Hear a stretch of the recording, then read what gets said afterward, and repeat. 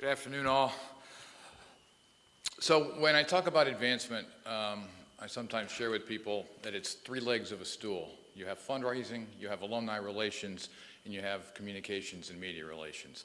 So first I want to talk a little bit about fundraising and success for last year, and sharing that total fundraising in fiscal year 18 was $3.2 million. Slight increase over the 3.1 that we raised the year before, and a significant increase over the average of 2.2 million we had the 3 years previously. And when I talk about total fundraising, I'm talking about outright gifts, I'm talking about pledges that are made that are several years in nature, and estate gifts such as bequests. So why have we increased the amount we've raised the last couple of years? There are several reasons for that, and we are there, and part of it is that we've had an increased focus on the cultivation of prospective major donors, people who have a financial capacity to significantly support the university, and hopefully we help them to re-engage, reconnect with their alma mater, and reach a point where they want to help, and we help to provide them with an opportunity to support an interest of theirs which benefits the university. We've also implemented a planned giving program. We had someone on staff for a short period of time who helped jumpstart the program. We partnered with a vendor and have developed a new planned giving website. We are developing and working with that vendor to send both mail and email messages to targeted audiences where appropriate. We're looking at new ways to communicate or to solicit funds. Crowdfunding is one example, something we had not done previously. We had a number of initiatives this past year, raised $26,000, but more importantly, 56 new donors, alumni who had never made a gift to the university before. So we'll continue to look at different ways to acquire new donors as well as to raise more funds. In the area of alumni relations, we are looking at new and different ways to engage with our alumni. We're increasing the way we communicate with alumni and others on social media.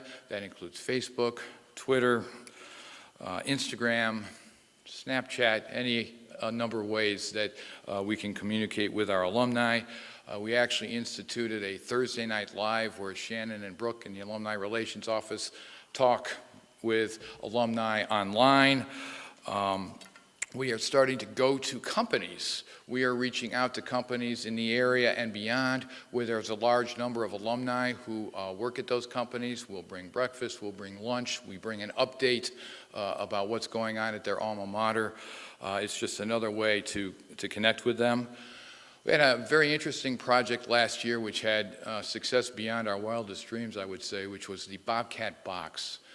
We initially reached out on social media to some teachers looking to see if they would be willing to have FSU materials in the classroom.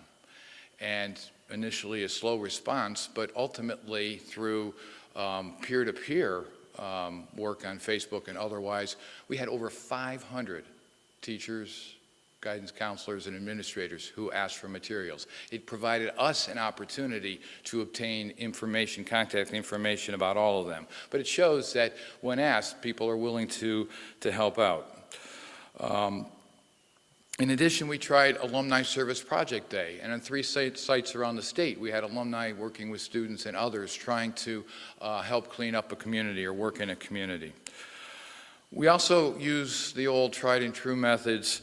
We have Profile, our magazine, which goes out to 44,000 constituents twice a year. We do electronic mailings every quarter, and we are trying hard to partner with admissions, to partner with other offices and academic departments to try and help to recruit students, to provide mentorship, internship opportunities for our students. We're trying to be a partner with all of you across campus. In communications and media relations, we did use some of the strategic planning money to try and find some ways to assist with recruitment, including a enhanced campus virtual tour. It enables a prospective student or parent, while sitting in front of their computer, to take a tour of the university, and we also had a Spanish language component for that. Other new marketing initiatives included efforts to include the regional tuition rate zone for a social media campaign. We try to take advantage of that wonderful radio station, WFWM, both in terms of getting out there about FSU, but also the community. Once a week, there is a Community Matters program, which brings in nonprofit organizations that can talk about their organization, and some of our departments use it for the same reason. In addition, we have donated some old equipment to Bishop Walsh, we did help them to assist in setting up their radio facility, and we've donated an unused control board to the Performing Arts Center. And finally, something that you will hear more about in the coming days, weeks, months, and years is a comprehensive campaign. We are attempting to raise a significant sum of money over the next few years to support university and strategic planning endeavors. There are a couple phases in that. First is a quiet phase, which is sometimes considered the worst kept secret, but it's where you approach your close friends, your board members, significant donors, and attempt to seek support from them. We have raised over $6.5 million in the past couple years. I anticipate that phase will continue through September of 2020, and we will go public and announce the campaign at homecoming in October of 2020, and the campaign will end in 2023 as part of the celebration of the 125th anniversary of the university. We are raising money to support endowment. That's to increase funding for scholarships, to increase funding for supporting students to do undergraduate research with their professors, travel abroad, whatever it may be, capital projects, enhancement of athletic facilities, laboratory equipment or whatever, and continued support for annual giving. Thank you for your time.